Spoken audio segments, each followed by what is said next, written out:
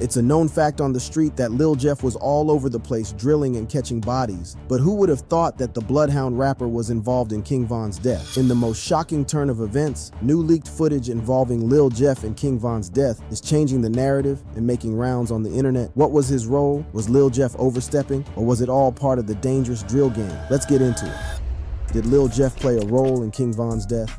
King Von's death is perhaps one of the most unexpected turns of events in the Chicago drill scene. The O-Block rapper went from having a great night to catching bullets that sent him back to his maker on the same night. Word on the street was that King Von would have been alive if he had not underestimated his ops. Shortly after the tragic incident, surveillance footage was released. The footage captured the moment King Von walked up to Quando Rondo outside the nightclub. Instantaneously, Von threw the first punch, igniting a violent brawl between the two entourages. As expected, the situation quickly spiraled out of control as fists flew and chaos erupted. During the fight, Timothy Lil Tim Leaks, a close associate of Quando Rondo, allegedly pulled out a gun. Shots rang out, and King Von was struck multiple times. It was also reported that two off-duty police officers started letting out shots too. The scene was chaotic, with people scattering in all directions as gunfire echoed through the night. Von's crew attempted to rush him to safety, but the damage had already been done. King Von was critically injured, and his life was beyond saving. Despite the efforts of medical personnel, he succumbed to his injuries later that night. Everything happened very fast, but the real fans of the drill know how it all started. The initial points of tension between King Von and Quando Rondo can be traced back to their affiliations. King Von's close association with Lil Durk and Quando Rondo's ties to NBA YoungBoy created an underlying rivalry. The tension between Lil Durk and NBA YoungBoy's camps was well known in the industry and seemed to spill over to their respective artists. But to be honest, no one thought that King Von would be the first man to fall in the middle of this ego-filled feud. The events of November 6, 2020 began like any other for King Von and his crew. He was out in a club in Atlanta promoting his latest album, Welcome to O-Block. When the night was well spent and Von was about to retire with his crew,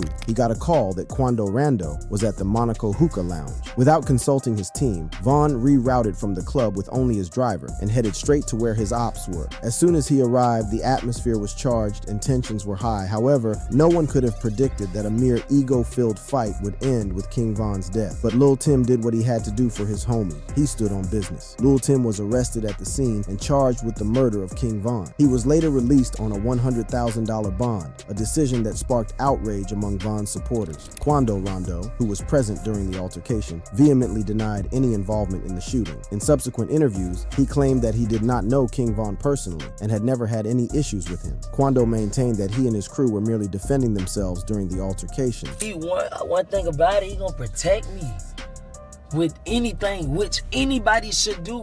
Right. Rumors circulated that during the fight, Quando Rondo had tried to take King Von's chain after the shooting, but the Savannah rapper denied the allegations. He accused people of spreading false information and clout chasing, insisting that no one would be thinking about taking a chain in the middle of a shootout. However, here's the main question. Was Bloodhound Lil Jeff present at the events that led to King Von's death? Well, this is what I can tell you. If you are a fan of Chicago drill rap, or like me, you follow the music, events, and news from the Chicago rap scene, then you must have noticed that Lil Jeff's artistry and rise to fame are based on the same qualities that made King Von such an interesting artist in the Chicago drill game. Yes, I mean the hunger and thirst for violence and blood. The subject theme of the lyrics and the stories these drill rappers rap about are some of the most extremely wicked, shockingly evil, and vile stories coming from one of the most dangerous cities in the state. The artistry and the love for drill that Lil Jeff exhibits have led many to believe that he idolized King Von and looked up to him as a role model. When DJ U asked Lil Jeff if he ever looked up to Von, Lil Jeff did not refute it. But what about the type of lifestyle that Von led? You know, everybody consider him the top savage of the rap. Was that something you looked up to as a youngin coming up? Lil Jeff claimed that every drill rapper in Chicago looked up to Von and did the kinds of things that Von did. However, Lil Jeff claimed he was the top savage of the rack with more than 10 bodies to his name. You know, researching King Von, I realized that this dude did not only kill several people and brag about their murders, but he also fits the criteria of a serial killer as defined by the FBI. According to the FBI, serial murder is the unlawful killing of two or more victims by the same offender. Now you see what I'm talking about, right? However, recent years ushered in a new drill artist who not only claimed to have dropped more bodies than King Von, but he also rapped about the murders and tattooed his skin with marks counting his kills. Not just that, Lil Jeff is particularly proud about his serial killer lifestyle that he modeled his persona after serial killers like the Milwaukee cannibal known as Jeffrey Dahmer. This title was not given to him. It was self-attributed, hence the name Lil Jeff Dahmer of Chicago Drill. Bloodhound Jeff was on his way to becoming the next prominent rapper in the game where success comes with dropping bodies. Some might find it wild to compare King Von and Lil Jeff's work in the streets, but let's be real, Lil Jeff was out here drilling just like Von, moving with the same ruthless energy. Lil Jeff drilled like Von. In an earlier interview covering Lil Jeff's lifestyle, the rapping hitman revealed that he had been on the street since he turned 18. So around what age did you jump off the porch and start hanging out in the streets? I'm gonna say when I came outside for real, I was like 18 type. Okay. I just turned like 18. However, Bloodhound Lil Jeff revealed that although he jumped off the porch relatively late compared to his peers, he was no stranger to the street because he had an older brother who plugged him in on the cruelty, violence, and lifestyle of the street. But doing that, it's been seeing my whole life, you know what I'm saying? I told you I got an older brother.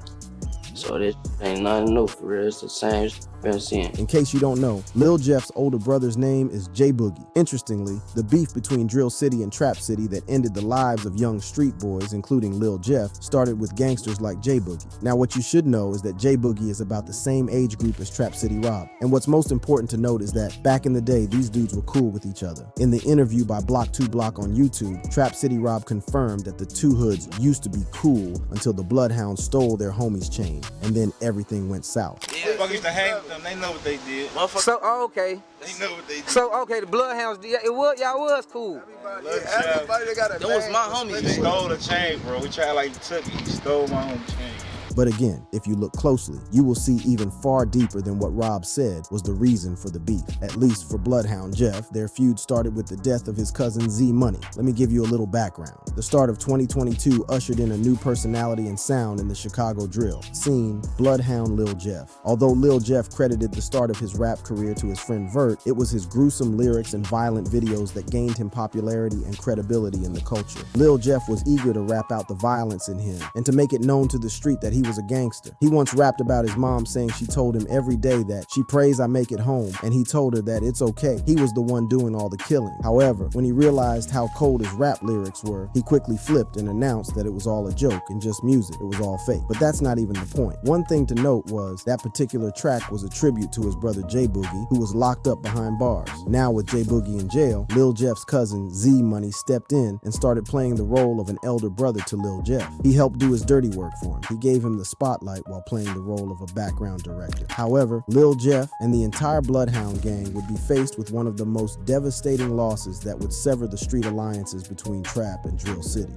In 2023, a decade-long alliance between Trap City and Drill City will come to an abrupt end following the death of Z Money, Lil Jeff's backbone on the street. On the hot afternoon of the 16th of March 2023, Lil Jeff's cousin and best friend, Z Money, met his death in a tragic and very mysterious manner. According to news reports, Z Money was in his car on the 1300 block of East 79th Street near the 79th intersection in Kimbar. He was in the Avalon Park neighborhood in the parking lot of a dry cleaner store. There, the tragedy unlocked. It was reported that a car approached Z Money in the neighborhood and began to fire shots in his direction. Z Money was rushed to the University of Chicago Medical Center. Unfortunately, there he breathed his last. Z Money's unfathomable death was a painful loss to the Bloodhounds, but most especially to Lil Jeff, who had enjoyed Z Money's protection since his brother was incarcerated. After the murder, Lil Jeff and his right-hand man Q50 would go on to tattoo Z Money's name on their skin as a tribute to their fallen hero. In 2023, a non-profit newsroom covering gun violence in America known as The Trace reported on Z Money's case, where they captured his mother's heartbreaking voice concerning her son's death. She recounted that she got a call from Z, Money's girlfriend, informing her that Z Money was dead. She said she called the Chicago Medical Center and confirmed the news, but she had to go there and see for herself. On getting there, she said the doctor told her that he was dead on arrival. Then she proceeded to ask about how many times her son was shot. The doctor answered, "We stopped counting at 29. Sadly, that day, Z-Money became one of the 4,000 people who were fatally shot in Chicago over the last 10 years, whose murderers still walk the street without any arrests, according to Chicago Police Department data. With many homicides left unsolved, thousands of families and friends are left looking over their shoulders in their neighborhoods. However, just when the situation was cooling off, the rumors about Z-Money's killer's identity began to circulate. On Reddit, it was rumored that Z-Money was backdoored by his old friends at Trap City. With this devastating revelation came the birth of a new monster on the street known as Bloodhound Lil Jeff. It was a swift transition almost everyone noticed. While the street was startled by the demise of Z-Money, a young boy was transformed from Jeffrey Harris into Lil Jeff, also known as the Pistol Professor. Shortly after, Bloodhound Lil Jeff would go on to unleash his rage on these two boys, BKN Monty and Lil Rob, who allegedly robbed him of his jewelry, and went on to troll the entire Bloodhounds, saying they should stop wearing fake chains. Tell the op. We talking about stop. You taking your phones. We got like 50K, damn! That fake AP they got. Lil Rob and Monty flexed about the bounty price and showed off 2 watches grabbed from the hit. Hilariously, one of the watches was a fake iced watch designed to look like an original AP timepiece. Almost immediately, a Reddit user noted, "That iced out watch had a GLD logo on the clasp. It's an online jewelry store that specializes in plated jewelry, aka fake." When the news hit the street, Lil Jeff hopped on IG Live claiming that nobody took anything from him by force. The boys wanted to take a look and ran off when he wasn't noticing. On my dead grandmother's head, if I'm lying, I'm down. God could come pull me out this car right now. I never took a dollar from Nothing. A nigga said, "Let me take a picture, this, that, and that."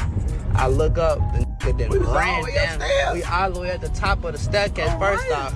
Shortly after, a YouTuber, Word from the Trenches, would get Monty and some BKN members on his vlog, where they repeatedly flexed the watches they stole and bragged about the operation. On the same vlog, Monty got a FaceTime call from Bloodhound Lil Jeff. In the intense conversation, Monty started by asking Lil Jeff where the J at, meaning where is that jewelry, then proceeded to show off the watch he stole from him. All the BKN boys did on that vlog was disrespect Lil Jeff and troll the entire Bloodhound. Well, it's pathetic to know that the robbery was not worth the risk, because shortly after, the two boys would pay with their lives. The tragic incident unfolded at the Innovations High School located in downtown Chicago in an area known as Loop. At about 12:30 noon, Lil Rob and BKN Monty were heading out of school for a lunch break towards Washington Street and Wabash Avenue. As busy as that location was, as soon as Monty and Lil Rob arrived, 2 cars pulled over and some armed men jumped out and began to let out shots, killing the BKN Monty and Lil Rob. According to CPD Deputy Chief John, 2 cars pulled up and fired multiple shots at a group of teenage boys.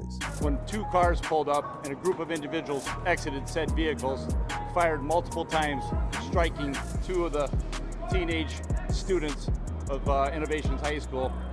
These individuals were taken to Northwestern Hospital where they succumbed to their injuries. He also identified the victims as 16-year-old Robert Boston and 17-year-old Monterio Williams. The hit was strategic, swift, and terrific. Eyewitnesses said over 10 to 15 rounds of gunshots rang out, and within a split second, the shooters took off. Local shopkeeper Muhammad Ashik described the shots from his point of view as sounding like firecrackers. Like a firecracker, like something like a firecracker, like a 10-15 shot. Boom, boom, boom, boom, boom, boom, boom. If the shot sounded like a firecracker, that means that at least one of the shooter's pistols was probably equipped with a switch that sounded like explosives. It was a brutal hit, and the entire city was mourning. Oh, not the entire city per se, because shortly after the hit, the mastermind of the hit would go on to brag about the operation. First, he hopped on IG Live and started making comments hinting that he just dropped 2 bodies, adding to his body count. Feel, if I get mad enough, will start happening. Y'all know this by now.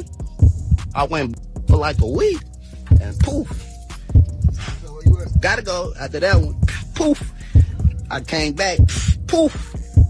For context, this comment tried to explain what Lil Jeff was talking about. He sat around mad, angry, and depressed for a week about them watches they stole from him. He blacked out. Lil Jeff literally just snitched on himself, and people were wondering why he was not arrested. The first reaction to the video was straight up the most asked question: how bro didn't get arrested? This user seems to have answered that when he said, everyone keeps asking how he didn't go to jail for it. The feds will let you sit and think that you got away with something like that. Let your money build up like your case, and they gonna get you, cause solving a murder doesn't pay pay them that much as Ricos and drug case pay, so they gonna let you case bill. Well, it turned out Lil Jeff was not capping on that IG Live. Almost a year after the hit, the Chicago Police Department hit a milestone in their investigation and began making arrests. The first suspect was identified as Tommy Coleman, an affiliate of Lil Jeff and the Bloodhounds. He was arrested on the 5700 block of North Mason and hit with double murder charges. Then earlier this year, a second suspect was identified as 20-year-old James Allison, known on the street as J-Mo Bloodhound. He was arrested by officers of CPD and U.S. Marshals on February 3rd, 2025. Word on the street was that J-Mo attended the same Innovations High School as Monty and Lil Rob. Then someone wondered how J-Mo was 19 and still in high school, but here is an explanation. He said that he failed on purpose to stay behind and keep sliming out his ops. Well, what an excuse for failing. Although Lil Jeff was not booked for the hit, word on the street was that he wouldn't have avoided jail if he had lived a little longer. But as it was with King Von, Lil Jeff died on the drill.